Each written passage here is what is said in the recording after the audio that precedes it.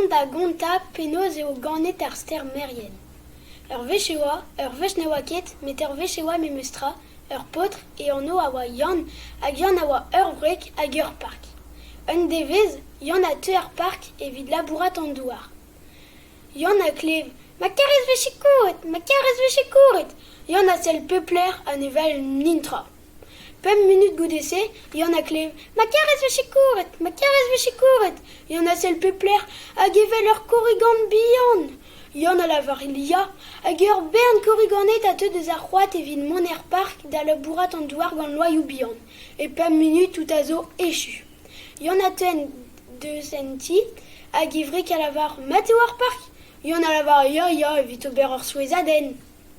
Daou deiz goudese, Yann a te en droi barze park evit adagroun.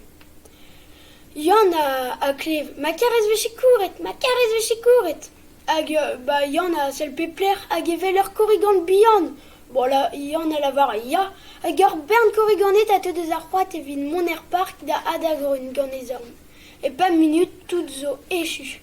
Yann a te er park, Yann a te en droi barze ti hag evrik a lavar mateo ar park. Yann a lavar ya.